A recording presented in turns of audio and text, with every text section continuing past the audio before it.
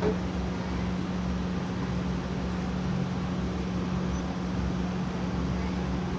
علیکم ورحمۃ اللہ وبرکاتہ. نحمده ونصلي ونسلم على رسوله الكريم. أعوذ بالله من الشيطان الرجيم. بسم الله الرحمن الرحيم. سبحانك لا علم لنا إلا ما علمتنا إنك أنت العليم الحكيم. قال الله تبارك وتعالى في كتابه المجيد: فلعلك باخع نفسك على آثارهم إن لم يؤمنوا بهذا الحديث أسفا. صدق الله العظيم. إن الله وملائكته يصلون على النبي يا أيها الذين آمنوا صلوا عليه وسلموا تسليما. اللهم صل على سيدنا مولانا محمد عدد ما في علم الله صلاة دائمة بدوام الملك الحي القيوم صلی اللہ علیہ وسلم. محترم بزرگوں اور دوستو، آج کا یہ اجلاس مدرسہ نوریہ رضویہ کا سالانہ جشن دستار بندی کا اجلاس ہے. اس میں انشاءاللہ ابھی ہم کچھ دیر بعد دیکھیں گے کہ جن بچوں نے اللہ کا کلام اپنے سینے میں محفوظ کیا ان کو دستار پہنائی جائے گی، اور اسی طرح سے جن بچوں نے قراءت قرآن کا کورس مکمل کیا انہیں بھی سند و دستار سے. نعرہ تکبیر، نعرہ رسالت، نعرہ تکبیر. سادات کرام، آپ لوگ ان کا استقبال کریں. حضرت تشریف لائے ہیں، ممتاز شاہ صاحب قائد ملت کے خلیفہ بھی ہیں اور اللہ تعالیٰ نے بے پناہ عزت سے نوازا ہے. پیر سید اسلم شاہ صاحب قبلہ اور بھی سادات کرام کا ہم استقبال کرتے ہیں. اپنے اپنی نشست لے کر کے آرام سے تشریف فرما ہوں.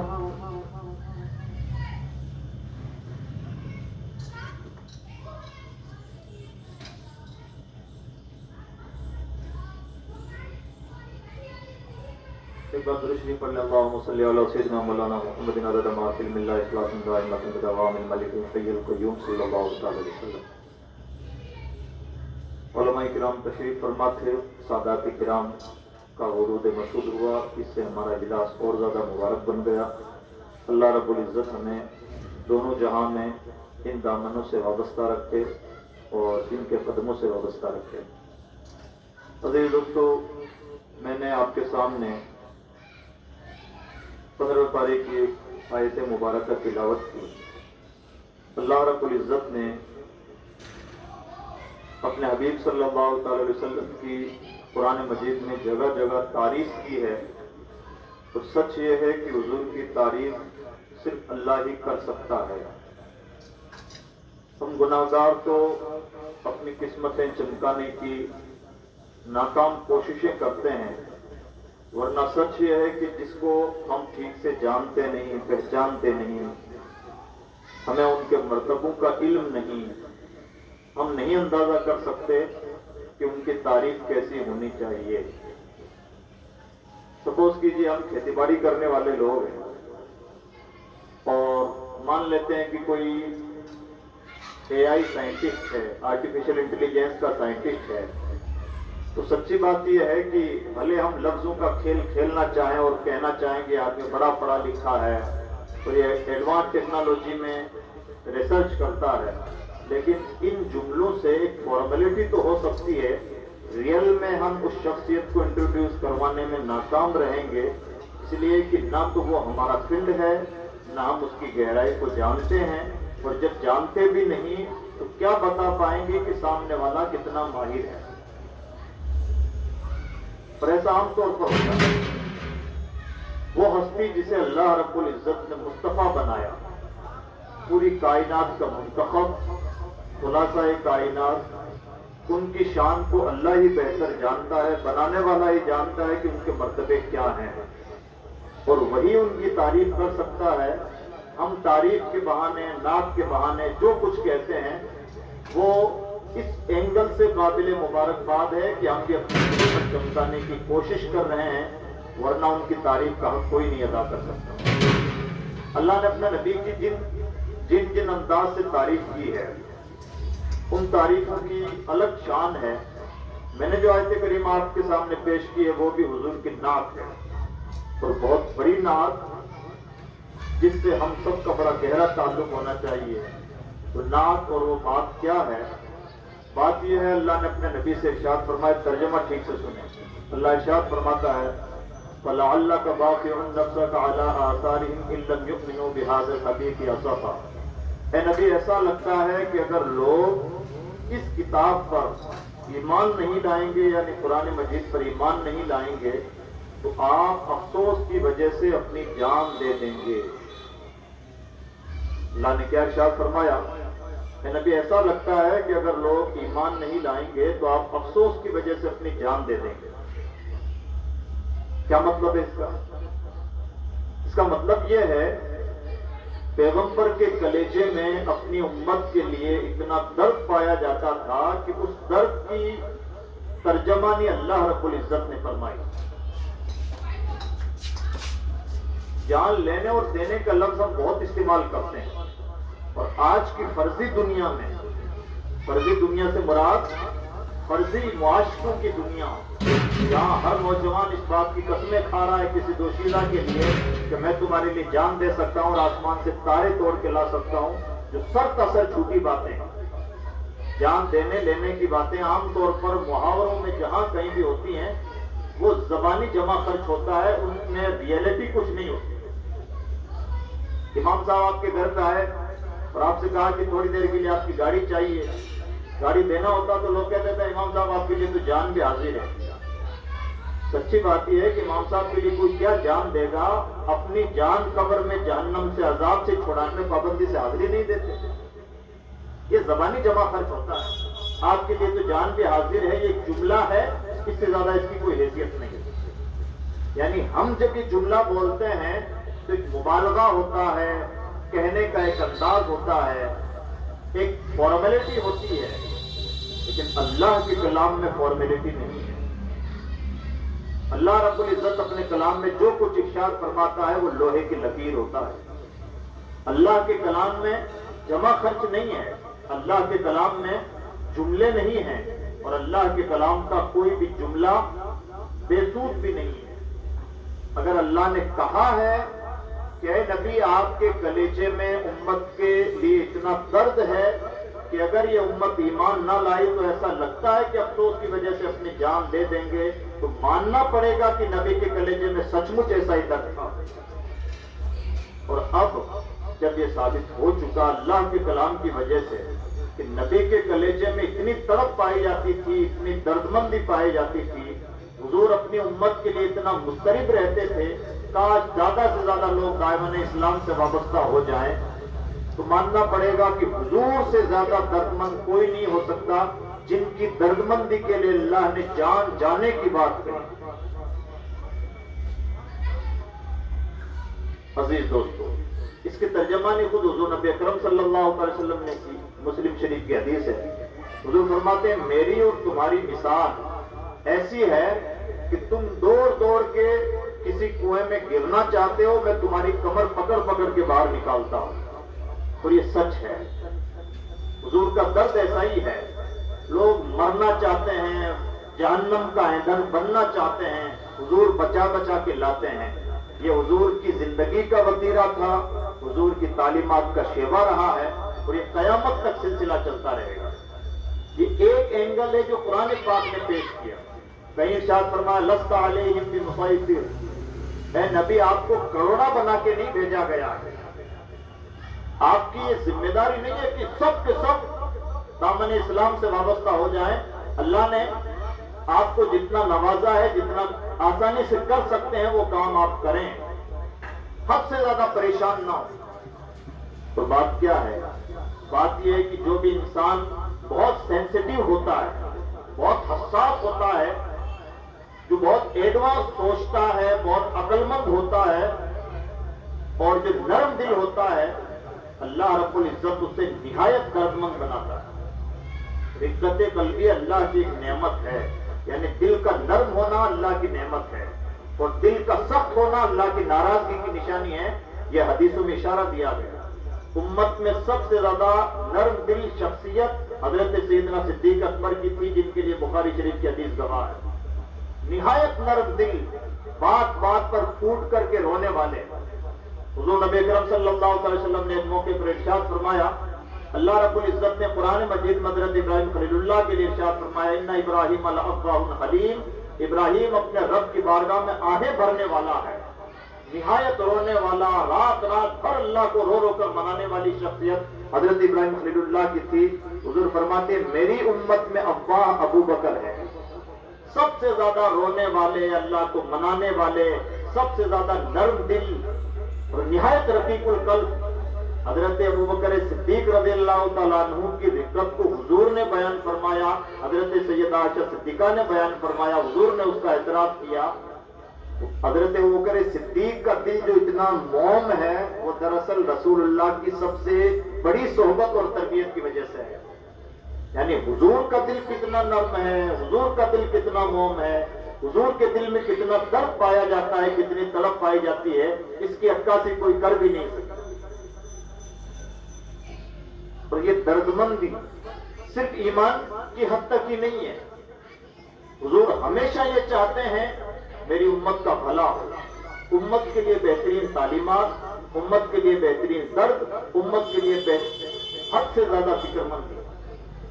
امام احمد رضا خان محدث بریلوی فرماتے ہیں، پہلے سجدے پہ روز ازل سے درود، یادگاری امت پہ لاکھوں سلام۔ پیدا ہوتے ہی حضور نبی اکرم صلی اللہ علیہ وسلم نے اللہ کی بارگاہ میں سجدہ کیا اور اپنی امت کے لیے بخشش کی دعائیں فرمائیں۔ جو نبی پیدا ہوتے ہی اپنی امت کو یاد فرمائے، اس سے زیادہ اس امت کو یاد کرنے والا کوئی نہیں ہو سکتا۔ حضور نبی اکرم صلی اللہ علیہ وسلم نے ہمیں کہاں کہاں یاد فرمایا، کیسے کیسے موقعوں پر یاد فرمایا۔ ابھی منتری صاحب یہاں سے بھاشن دے رہے۔ ہمارا پرابلم ہے کہ جب ہم کسی بڑے آدمی کے پاس پہنچتے ہیں تو کئی مرتبہ اپنا واقعی وقار کھو بیٹھتے ہیں، ہم بھول جاتے ہیں کہ ہمارا بھی اپنا کوئی وقار ہے۔ سب کی ہاں میں ہاں ملا دینا، سب کی چاپلوسیاں کرنے لگ جانا، سب کی جے جے کار کرنے لگ جانا، یہ ایک لمبا وتیرہ رہا ہے ایک مدت سے۔ یہی وجہ ہے کہ آج تک اپنے پاؤں پہ کھڑے ہونے میں سکسیس نہیں ہو پائے، دوسروں کی بیساکھیوں پر ہیں، کبھی کسی کی بیساکھی کا سہارا لیتے ہیں اور جے جے کارے کرتے ہیں، کبھی دوسرے کی بیساکھی کا سہارا لیتے ہیں اور اس کی جے وجے پکارتے ہیں۔ ایسی قومیں کامیاب نہیں ہوتی۔ ہم کسی بڑے آدمی کے پاس پہنچ جائیں تو کئی مرتبہ اپنے الفاظ بھول جاتے ہیں، اپنا مشن بھول جاتے ہیں، اپنی قوم کو فراموش کر بیٹھتے ہیں۔ حضور نبی اکرم صلی اللہ علیہ وسلم کا ظرف کتنا کشادہ ہے، دل کتنا بڑا ہے، ذہن میں کتنی وسعت ہے اور امت کے لیے درد کتنا ہے، اس کا اندازہ اس بات سے لگائیں۔ اکیلی شخصیت ہے حضور کی جن کی اپنے رب سے اس طرح سے ملاقات ہوئی کہ ماتھے کی آنکھوں سے انہوں نے اللہ کا دیدار کیا۔ نہ پہلے کسی کو یہ شرف حاصل ہوا، نہ آئندہ زمین پر یہ کسی کو شرف حاصل ہو، آخرت میں دیدار نصیب ہوگا۔ اکیلی شخصیت۔ ہم کسی بڑے آدمی کے پاس چلے جائیں، مان لیجئے آپ کھاجووالا کے رہنے والے ہیں، آپ کو لیٹر آئے کہ آپ کو سی ایم صاحب نے طلب کیا ہے، تو انسان خوشی سے پاگل ہو جائے کہ سی ایم صاحب کا بلاوا آیا ہے۔ اس وقت تو انسان یہ بھی بھول جاتا ہے کہ میں کھاجووالا کا رہنے والا ہوں۔ مدعے کیا ہے، قوم کیا ہے، مشن کیا ہے، کم ہی لوگ ہوتے ہیں۔ انسان جب بڑے آدمی کے پاس پہنچتا ہے تو اتنا خوش رہتا ہے کہ بہت ساری چیزیں بھول جاتا ہے۔ حضور نبی اکرم صلی اللہ علیہ وسلم کا ظرف ایسا ہے، اللہ کی بارگاہ میں حاضر ہوئے جہاں کوئی حاضری ان آنکھوں سے نہیں دے پایا، اکیلی شخصیت۔ اور اللہ کی بارگاہ میں پہنچنے کے بعد حضور کیا کرتے ہیں، توجہ سے سنیں۔ ایک سوال ہے کہ خدا کی بارگاہ میں کوئی حاضر ہو تو حاضری کا ادب کیا ہے؟ نہ کبھی یہ موقع کسی کو پیش آیا اور نہ یہ گتھی سلجھائی جا سکی۔ حضور یہ اکیلے ہیں جنہیں اللہ کی بارگاہ میں حاضر ہونے کا شرف حاصل ہوا اور حضور انہیں پریکٹیکل طور پر یہ گتھی سلجھائی۔ ہم جب ایک دوسرے سے ملتے ہیں تو کہتے ہیں السلام علیکم، سامنے والا پلٹ کے جواب دیتا ہے وعلیکم السلام۔ اس کے لیے اردو زبان میں ایک لفظ ہے، شارٹ ان شارٹ اس کو کہا جاتا ہے علیک سلیک۔ آپ نے کچھ کہا السلام علیکم، سامنے والے نے جواب دیا وعلیکم السلام، اس کو علیک سلیک بولتے ہیں۔ اللہ کی بارگاہ میں کوئی حاضر ہو تو کیا کہے؟ ہم ایک دوسرے کو سلام اس لیے کرتے ہیں کہ ہمیں سلامتی کی ضرورت ہے، اللہ کو نہ سلامتی کی ضرورت ہے، وہ تو خود سلام ہے۔ اللہ کو یہ نہیں کہا جاتا السلام علیکم۔ السلام علیکم کا مطلب ہوتا ہے آپ پر سلامتی ہو۔ اللہ تو خود سلام ہے، پوری کائنات کے لیے وہی سلامتی پیدا فرماتا ہے، سلامتی نازل فرماتا ہے، اسے یوں تحیت نہیں پیش کی جاتی ہے کہ کیا کہا جائے، یہ کہنا چاہیے التحیات للہ والصلوات والطیبات، تمام تعظیمیں، اچھائیاں اور بزرگیاں اللہ کے لیے۔ یہ حضور نے اللہ کی بارگاہ میں حاضر ہونے کے بعد میں ریگارڈ پیش کی۔ اللہ نے جواب کیا دیا؟ اللہ کا جواب ہے السلام علیکہ ایھا النبی ورحمۃ اللہ وبرکاتہ۔ اے اللہ کے نبی، آپ پر اللہ کی طرف سے سلامتی ہو، رحمتیں ہوں، برکتیں ہوں۔ کیا کہا؟ صرف سلام نہیں، سلامتی ہو، رحمتیں ہوں، برکتیں ہوں۔ لاڈ کا انداز دیکھ رہے ہیں؟ مسلمان اونچا ہوا ہے کہ نبی پر سلام بھیجا جائے نہ بھیجا جائے، کھڑے ہو کے بھیجا جائے، بیٹھ کے بھیجا جائے۔ خوش قسمت ہیں جو اس بارگاہ میں سلام بھیج لیتے ہیں جس پر خدا سلام بھیج چکا۔ ہمارے سلام کے محتاج نہیں۔ اللہ کا انداز دیکھیں، ان اللہ وملائکتہ یصلون علی النبی، اللہ اور اس کے فرشتے تو نبی پر درود و سلام بھیجتے ہیں۔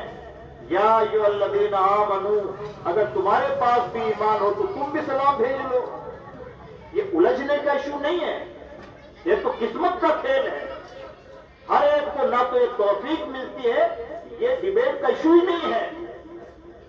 وہ ذات ہمارے سلام کی محتاج نہیں، نہ کھڑے ہو کے بھیجے جانے کے، نہ بیٹھ کے بھیجے جانے کی۔ ہماری قسمت ہے کہ اس ذات پر سلام بھیج کر کے ہم اپنی قسمتیں چمکانے کی کوشش کرتے ہیں جس پر خدا سلام بھیج چکا، درود نازل فرما چکا، رحمتیں نازل کر چکا، برکتیں نازل کر چکا۔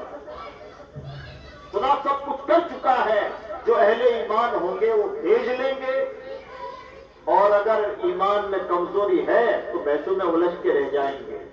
ڈیبیٹ کا ایشو نہیں ہے، یہ ایمان کا کرائیٹیریا ناپنے کا تھرمامیٹر ہے۔ اس لیے سلام میں الجھنا نہیں چاہیے۔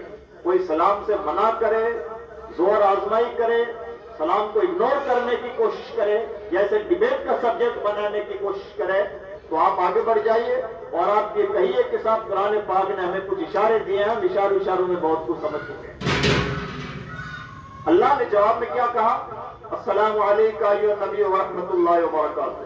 نعرہ تکبیر، نعرہ رسالت، مخلص قوم و ملت، نعرہ تکبیر، نعرہ رسالت۔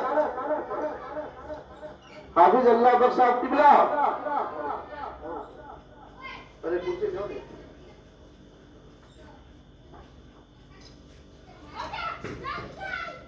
درود بھی پڑھ لیں، اللہم صلی علی سیدنا مولانا محمد نبی محمد اللہ صلی اللہ علیہ وسلم۔ صلاۃ و سلام علیک یا رسول۔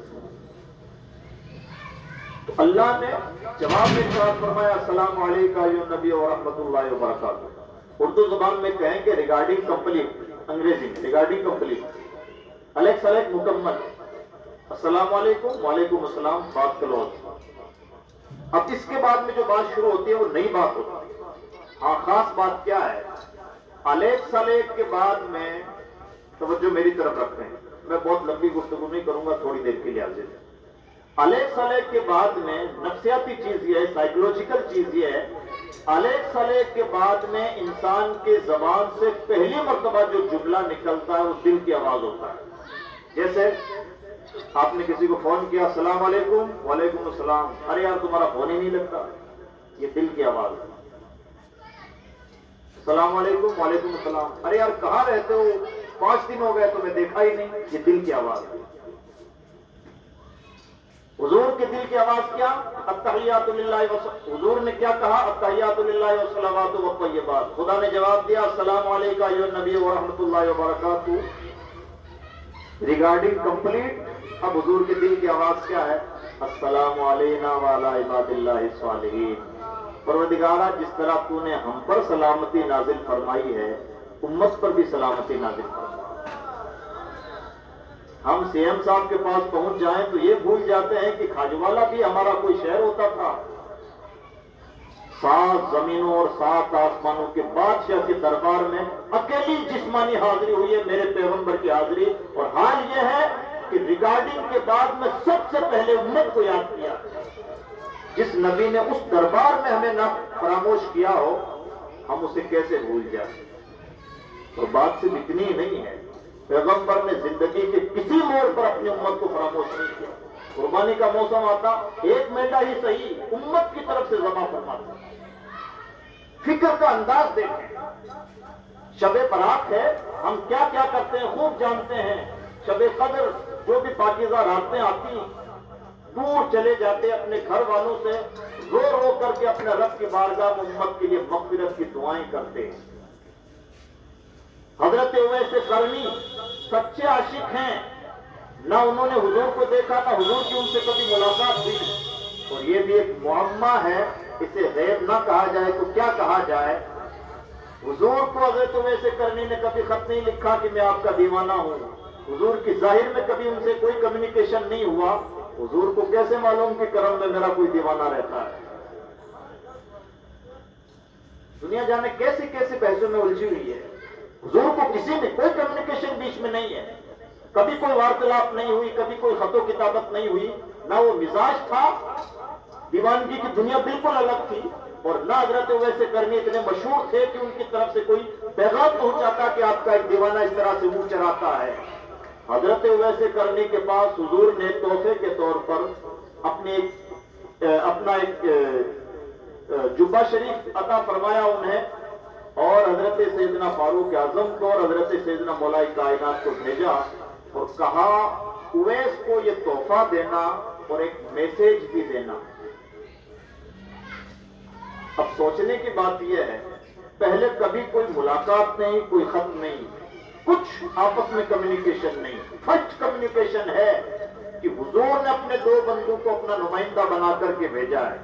حضور کے امبیسڈر پہلی مرتبہ حضرت اویس قرنی کے پاس جا رہے ہیں. حضور ہی جانتے ہیں کہ میرا دیوانہ ہے, اور وہ جانتے ہیں کہ میں حضور سے محبت کرتا ہوں. دنیا کو اس وقت تک خبر نہیں ہے کہ اویس کا مرتبہ کیا ہے. پہلا کمیونیکیشن ہے. حضور جب یہ جانتے ہیں کہ میرا دیوانہ ہے تو حضور یہ بھی جانتے ہیں آئندہ کبھی ہمیں موقع نہیں ملے گا, ظاہری موقع, کہ ہم ان کے سامنے قاصد بھیجتے رہیں اور وہ ہمارے پاس قاصد بھیجتے رہیں. یعنی ایک سچے دیوانے اور ایک سچے محبوب کا فرسٹ اور لاسٹ کمیونیکیشن ہے. نہ اس سے پہلے کبھی کوئی بات ہوئی, نہ اس کے بعد میں کبھی کوئی بات ہو. ایک تحفہ دیا ہے اور ایک میسج. اب جب یہ معلوم ہے کہ میرے دیوانے سے اول و آخر بات ہو رہی ہے تو میسج کوئی چھوٹا میسج تو نہیں ہوگا. حضور کا میسج کیا ہے؟ ان دونوں حضرات سے فرماتے ہیں, حضرت عمر فاروق اعظم حضرت مولا کائنات سے, اویس کو یہ تحفہ دینا اور میسج یہ دینا کہ میری امت کے لیے مغفرت کی دعا کریں. ایک ہی موقع ملا ہے بات کرنے کا, اور وہ بات کیا ہے یہ نہیں. حضور جانتے ہیں کہ اویس کی دعائیں قبول ہوتی ہیں, اور اگر ہمیں پتہ چل جائے کہ سید صاحب قبلہ جو دعا فرما دیتے ہیں وہ قبول ہوتی ہے, آپ میں سے یہاں آ کے دعا کا طالب ہوگا کہ حضرت ہمارے حق میں دعا فرما دیں, اور دعا کے لیے بھی کہیں گے حضرت ہمارا بچہ پڑھ رہا ہے وہ پاک ہو جائے, بچے کی نوکری لگ جائے, کھیتی کا یہ کام ہو جائے, مکان کا یہ کام الجھا ہوا وہ ہو جائے, کیس میں پھنسا ہوا اسے نجات مل جائے. ہر آدمی اپنا مقدمہ رکھے گا اور کوئی نہ کوئی پرسنل چیز رکھے گا. ہوتے ہیں گنتی کے لوگ جن کی کوئی ذاتی خواہشیں نہیں ہوتی. حضور جانتے ہیں کہ اویس کی دعائیں قبول ہوتی ہیں. یہ بھی تو کہہ سکتے تھے اویس سے کہنا میرے حسین کو مظلومیت کی زندگی نہ گزارنی پڑے اس کے لیے دعا کرو. کہنے کو تو یہ بھی کہا جا سکتا تھا میرے اہل بیت کے لیے کوئی دعا ہو. کہنے کے لیے بہت کچھ کہا جا سکتا تھا. اول و آخر کمیونیکیشن میں حضور نے جو بات ارشاد فرمائی ہے وہ کیا ہے؟ جو نبی اتنی نزاکت کے ساتھ اپنی امت کو یاد رکھتا ہو, ہر نازک سے نازک موقع پر اپنی امت کو یاد رکھتا ہو, کیا ہم اس نبی کا کبھی حق ادا کر پائیں گے؟ کبھی نہ بھولے, ہمیشہ ہمیں یاد رکھا, ہر موڑ پر یاد رکھا. اور آج یہ ہے انداز کتنا پیارا ہے. حضرت مولا کائنات رضی اللہ تعالیٰ دعا کر رہے تھے, اللہم ارحمنی واغفر لی اے پروردگارہ مجھ پر رحم فرما، میری مغفرت فرما۔ حضور نے کان لا کے ارشاد فرمایا علی دعا کا انداز تبدیل کرو، یوں نہ کہو بلکہ یوں کہو اللہم ارحمنا واغفر لنا، اے پروردگارہ ہم سب پر رحم فرما، ہم سب کی مغفرت فرما۔ جانتے ہیں کہ علی کی دعا قبول ہوتی ہے، حضور یہ چاہتے ہیں کہ علی کی دعا میں میری پوری امت شامل ہو جائے۔ جو پیغمبر اس طرح سے ہر موڑ پر ہمیں یاد رکھتا ہو۔ عزیز دوستو، باتیں اور بھی بہت ہیں، حدیثیں بہت ہیں، لیکن میں آپ کا مزاج نہیں پاتا کہ میں اس نازک گفتگو کو، یہ قدر والی گفتگو ہے، ناقدری کے ماحول میں آپ کے سامنے فروغ دوں۔ ایسے چیزوں پر چند باتیں عرض کرنا چاہوں گا۔ جس پیغمبر نے اس طرح سے ہمیں قدم قدم پر یاد کیا، تربیت فرمائی، امت کی بھلائی کے لیے میسج دیے، اپنے صحابہ کی تربیت اسی نہج پر فرمائی دیے کہ صحابی کا کلیجہ امت کے لیے پریشان رہتا تھا۔ عمر دن بھر کاروبار خلافت سنبھالنے کے بعد میں رات کی تاریکیوں میں لباس بدل بدل کے مدینہ کی گلیوں میں کیوں ٹہلتے تھے؟ دن بھر کے تھکے ہارے انسان کو آرام کرنا چاہیے تھا۔ کس نے انہیں بے چین کر رکھا تھا کہ وہ مدینہ کی گلیوں میں لباس بدل بدل کے ٹٹولا کرتے تھے؟ کوئی پریشان حال تو نہیں، کوئی غریب تو نہیں، کوئی ضرورت مند تو نہیں۔ حضرت امام زین العابدین عابد بیمار، پوری زندگی اس طرح سے آپ نے گزاری کہ تقریباً 3 مرتبہ اپنا پورا کا پورا گھر راہ خدا میں وقف کر دیا، اور غریب ہونے کے باوجود 56 فقیر ایسے تھے جن کی تنہا کفالت حضرت سیدنا امام زین العابدین کیا کرتے تھے۔ اور کمال یہ کہ جن کے گھروں میں حضرت امام زین العابدین رات کی تنہائیوں میں راشن ڈال کے آتے، ان گھر والوں کو بھی پتہ نہیں ہوتا ہمارا مہربان ہے کون جو راشن ڈال کے چلا جاتا ہے۔ اور جس گھر میں جس دن راشن ختم ہوتا، رات کی تنہائیوں میں کسی وقت ان کے گھر میں راشن کی بوری پڑی ہوتی، یہ حضرت امام زین العابدین کیا کرتے تھے۔ دنیا کو نہیں معلوم تھا، یہ راز کو اس وقت کھلا جب نہلاتے وقت، میت کو نہلاتے وقت ان کی پیڑ دیکھی گئی تو بوریوں کے بوجھ سے ان کی پیڑ زخمی تھی، اتنے نے بے چین کر رکھا۔ یہ جو امت کا درد آیا ہے یہ یوں ہی نہیں آیا ہے، حضور نے اپنے صحابہ کی اسی نہج پر تربیت فرمائی ہے، اور اس پر مہر لگ جاتی ہے اس حدیث پاک سے۔ فرماتے ہیں من اصبح ولم یهتم بامور المسلمین فلیس منهم، جس شخص کی ایک صبح بھی اس حال نہ ہو کہ اسے امت مسلمہ کی فکر نہیں، وہ مسلمانوں میں سے ہے ہی نہیں۔ یہ شہادت گئے الفت میں قدم رکھنا ہے، لوگ آسان سمجھتے ہیں مسلمان ہونا۔ میں نے یہ موضوع اس لیے اٹھایا کہ آج مسلمانوں کا جو سب سے زیادہ مرن ہے، موت ہے مسلمانوں کی مصنوعی موت، وہ ہے آپس کی رساکشی۔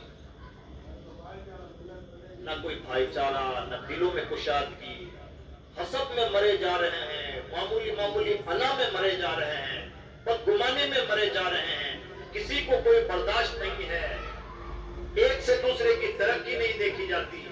بھلائی کے دن تو کب کے گئے، برائیوں سے ہم پیچھا چھوڑ دیں، اپنے بھائیوں پر جادو نہ کروائیں، اپنے بھائیوں کی عزت کی بخیہ نہ اٹھائیں، تو بھی بہت غنیمت ہے۔ پیغمبر کا مزاج سمجھیں، کوئی انسان کہیں بیٹھا ہوا ہے، آپ پیٹھ پیچھے کہہ رہے ہیں کہ فلاں آدمی ٹھیک نہیں ہے، شریعت کی زبان میں سے غیبت کہا جاتا ہے، اور قرآن پاک کی زبان میں اللہ نے ارشاد فرمایا غیبت کرنے والے ایسے ہی ہیں جیسے اپنے بھائی کا، اپنے مردہ بھائی کا کچا گوشت چبائیں۔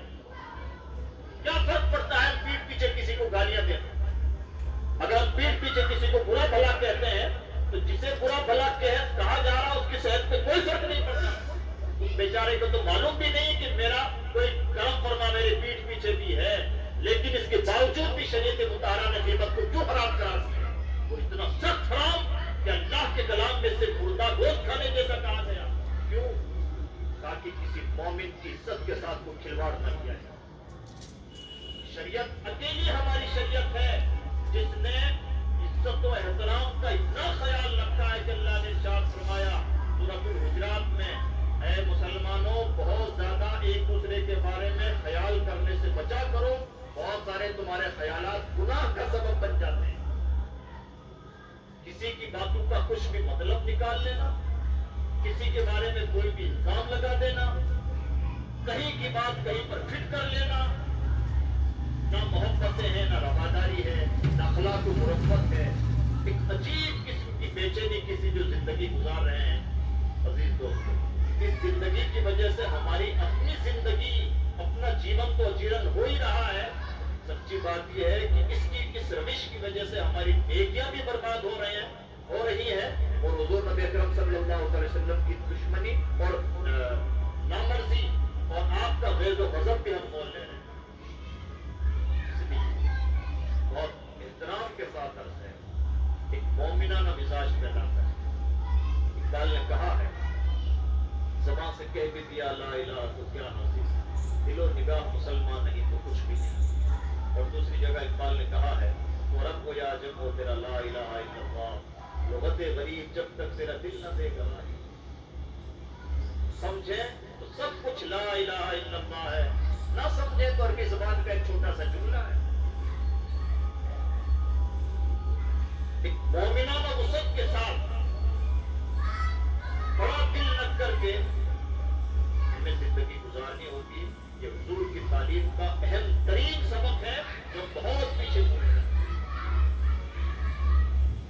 دلوں میں تنگیاں پیدا ہو گئی ہیں، بدگمانیاں پیدا ہو گئی ہیں، سوچ کے اندر جو بد خیالیاں پیدا ہو گئی ہیں، اور جہاں کوئی کسی کو برداشت نہیں ہے، اس پراگندگی سے اگر ہم دونوں جہاں کے نجات چاہتے ہیں تو ہمیں سیرت النبی کا اس اینگل سے بھی مطالعہ کرنا ہوگا۔